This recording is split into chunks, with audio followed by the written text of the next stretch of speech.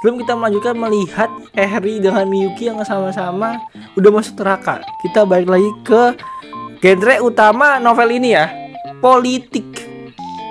Kita sekarang berpindah ke Sekretariat Jenderal Ugaki dari Partai Bapak Kondo yang dipanggil oleh Perdana Menteri. Masuklah dia ke kantor resmi pemerintahan. Ugaki-kun, maaf ya udah memanggilmu secara mendadak kayak gini. Dan katanya pada saat ini ada rumor bahwa aliran dana gelap dari kasus sekarang ini tuh mengalir ke pusat pemerintahan. Minggu depan bisa jadi majalah mingguan bakal menayangkan berita ini. Terlebih lagi kasus perundungan yang dipicu oleh anaknya Dewan Kondo itu juga makin besar. Di masyarakat mulai sensitif nih tentang isu perundungan. Ditambah tersebarnya rekaman Bapak Kondo dengan suara dan video yang vulgar yang membuat kasus ini tuh bukannya mereda malah makin memanas. Ditambah dengan skandal politik kayak gini, makin deh chaos mereka. Anda kelihatannya sangat lelah ya Tuan Perdana Menteri. Ya bener, masalah Kondo ini memikirkanku loh. Kalau sampai keluar berita palsu tanpa dasar, pemilu lokal mendatang bisa terkena dampaknya nih. Kalau itu terjadi, posisiku bisa terguncang deh. Saya juga mikir gitu sih Pak. Kita harus segera menyelesaikan kasus ini deh Pak. Perdana Menteri ini mendengus seolah pencemooh, seolah berkata kamu sendiri yang menjadi perhatian saat konferensi pers kemarin kan. Jadi tolong bantu aku ya, hanya kamu harapanku. Kamu perlu dana, aku gak keberatan ngasih kamu dana rahasia. Oh baik deh Pak, saya akan berusaha semampu saya. Jadi mereka pun meminum whisky bareng-bareng. Dimana di whiskynya itu ada aroma yang menarik. Ada aroma kuat dari kayu ek Mizunara dan tong anggur.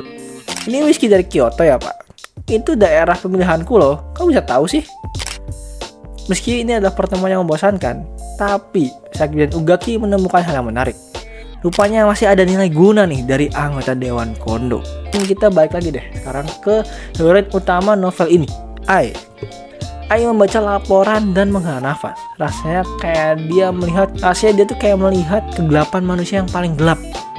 Jika hanya dilihat dari bukti-bukti aja, pelaku utama kasus perundungan Eiji itu mungkin cuma Kondo aja. Dan dalangnya ketua klub sastra Tachibana. Tapi kayaknya ada motif lain deh. Ini nggak ngerti apa motif terselubung dari Tachibana buat memicu dua insiden ini, insiden Eiji dengan insiden dari Endo.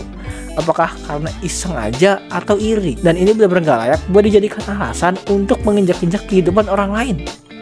Bahkan perasaan suka yang paling murni pun bisa ia abaikan. Jonas, semuanya udah siap. Oh makasih. Nomor Tachibana sudah saya masukkan. Tinggal tekan tombol panggil, nanti akan terhubung secara anonim. Ai menarik nafas panjang. Orang itu adalah Tachibana, adalah orang yang telah menghancurkan naskah penting milik kekasihnya Eiji. Justru karena itu, harus tetap tenang saat menghubungi Tachibana. Dan kini Ai pun dengan perlahan menekan tombol panggil. Di sisi ketua klub sastra Tachibana, ia mendengar ponselnya berdering. Setiap kali ia lihat hanya ada nomor tidak dikenal. Jadi Tachibana berniat untuk mengangkatnya. Apa yang harus aku lakukan sekarang ya? Kalau misalnya panggilan ini terkait kasus keterlibatan Kondo dan lainnya, mungkin ini masih baik-baik aja. Si Tachibana bisa mengabaikan hal ini. Tapi ini bisa jadi dari pihak kepolisian. Atau mungkin pengkhianatan dari klub sastra. Seseorang mungkin udah ada menyadarinya juga. Mungkinkah dari Eiji? Atau mungkin dari Miyuki? Yang jelas Tachibana tahu bahwa orang di balik telepon ini punya niat jahat terhadap dirinya. Dengan tangan gemetaran akhirnya ia menjawab panggilan itu. Dengar dari teleponnya suara wanita. Selamat malam Tachibana, maaf mengganggu waktunya ya. Siapa kamu? Saya nggak bisa memberitahukannya, tapi ada sesuatu yang harus saya sampaikan. Enak aja, tutup ya. Dari mana kamu tahu nomorku? Kalau begitu, sebelum Anda menutup teleponnya, izinkan saya mengatakan satu hal. Saya tahu segalanya. Jantung Tachibana sekarang berdetak kencang. Rasanya waktu itu kayak berhenti. Dia nge-freeze hingga sulit bernafas. Apa maksudmu? Aku nggak ngerti. Baiklah, kalau gitu izinkan saya berbicara sepihak. Kami telah mendapatkan bukti bahwa Anda berhubungan dengan Kondo. Dalam kasus perundungan terhadap Eiji Aono, Anda adalah dalang utamanya. Benar kan? Tachibana ini hampir marah mendengar ini. Tapi ia tetap berusaha tenang. Apa maksudmu? Tuduhan itu nggak mendasar. Gak mungkin aku sengaja mengganggu adik kelas yang kusayangi. Emang kami semua lemah dan gak bisa percaya padanya. Tapi bukan berarti aku pelakunya kan. Itu semua perbuatan Kondo dan Miyuki. Begitu ya. Kalau saya bilang saya juga tahu tentang kasus Endo dan Eri gimana? Tachibana terkejut. Kenapa nama-nama itu bisa muncul? Apakah ini berasal dari teman SMP-nya? Jadi siapa sebenarnya wanita ini sekarang? Mereka teman SMP-ku, tapi kenapa kamu menyebut mereka tiba-tiba? Siapa kamu sebenarnya? Jelas dulu aja ya. Semuanya nggak bener loh. Tachibana terus menyangkal, menolak semua faktanya, dan terus menghindar. Kenapa Anda melakukan semua itu sih? Karena iri? Penasaran? Atau karena ingin merasa lebih unggul? Anda menginjak-injak perasaan tulus seseorang dan menghancurkan masa depan seseorang adik kelas yang bakatnya sangat lebih baik dari Anda loh. Sudah aku bilang itu bukan aku kan? Sebenarnya kita memang takkan bisa saling memahami ya. Tapi ya udahlah. Oh gitu ya? Kau juga pikir gitu? Sungguh wanita menyebalkan ya kamu. Kalau emang aku pelakunya, mana buktinya? Oke, baik. Aku akan menghakimimu apapun yang terjadi nih. Coba aja, tapi menurutku sih itu nggak akan bisa. Itu pasti jadi usaha yang sia-sia. Kata-kata dari wanita tersebut seperti malaikat maut yang hendak mencabut nyawa dari Tachibana. Tachibana pun langsung banting ponselnya ke tempat tidur. Sungguh menyedihkan ya kamu. Kau tuh nggak sebanding dengan Eiji Aono. Dari ponsel yang telah ia banting terdengar suara yang makin membuat Tachibana shock berat. Kata-kata yang paling gak ingin ia dengar diucapkan tepat di akhir sebelum teleponnya terputus. Setelah panggilan berakhir, darahnya mendidih. Diam ya, aku tuh. Tachibana menarik keluar piagam penghargaan dari lomba sastra yang selama ini ia anggap menjadi lambang dari kehebatan bakatnya. Ia pun ambil dan langsung merobeknya dengan kasar. Dan setelah ia melakukannya, yang tersisa hanyalah penyesalan. Dan ternyata wanita tadi yang menelpon adalah Ai. Lewat percakapan tadi, Ai bisa memahami karakter asli ketua klub sastra Tachibana. Seorang yang sangat percaya pada bakatnya sendiri. Dan sekarang Ai tahu Tachibana ini benar-benar iri sama bakat milik Eiji. Itulah kenapa provokasi dari Ai itu berhasil. Kau tuh nggak sebanding dengan Eiji Aono senpai. Itu bukan hanya provokasi sebenarnya. Itu adalah isi hati Ai. Tachibana nggak selevel sama Eiji. Dan Ai tahu Tachibana pasti menyadari itu juga. Karena itu dia sangat marah. Dengan ini pasti dia akan mulai bergerak. Perketat pengawasannya Kuroi. Kuroi mengangguk, mengingat penyelidikan sudah mulai merambah ke klub sastra. Pasti Tachibana lagi panik sekarang. Dan kini setelah kebenaran disodorkan langsung ke wajah Tachibana oleh seseorang misterius yang bahkan gak ia ketahui. Dia gak punya pilihan lain selain bergerak. Sekarang kendali sepenuhnya berada di tangan Ai. Tachibana yang selama ini bermain peran sebagai dalang dan menonton dari kejauhan, kini akhirnya kehilangan kendali dan terseret ke permainan dari Ai. Kita kembali lagi ke boneka di permainan dari Ai. Ketua klub sastra Tachibana. Dia masih berpikir kenapa bisa ketahuan. Dan kenapa bisa-bisanya ada perempuan yang bahkan gak ia kenal tapi tahu hal-hal tadi. Sebenarnya siapa sih dia? Dan dia terus berpikir dia harus melakukan apa setelah ini. Kalau semuanya terbongkar, Tachibana akan tamat. Yang paling mencurigakan adalah pengkhianatan dari klub sastra. Tapi kalau bukan mereka, mungkin si Eri, Miyuki kah? Atau mungkin salah satu siswi yang hampir kena hukuman akibat kasus ini. Aku nggak tahu. Makin kupikirin, makin menakutkan sih rasanya. Tapi enggak, aku akan baik-baik aja. Satu-satunya bukti yang bisa memberatkanku adalah percakapan pesan dengan Kondo. Tapi aku kemarin udah menghapusnya. Gak bisa dipulihkan nih pasti. Jadi gak mungkin nih aku tertangkap. Gak apa-apa, aku sudah membuang Kondo. Semua kesalahan bisa aku salahkan padanya. Kalau klub sastra mulai menyelidikiku, aku tinggal korbankan seorang aja. Aku kan gak langsung terlibat, jadi pasti bisa lolos lah. Lagi pula ada perempuan lain nih di klub sastra yang lebih dekat dengan Kondo daripada aku.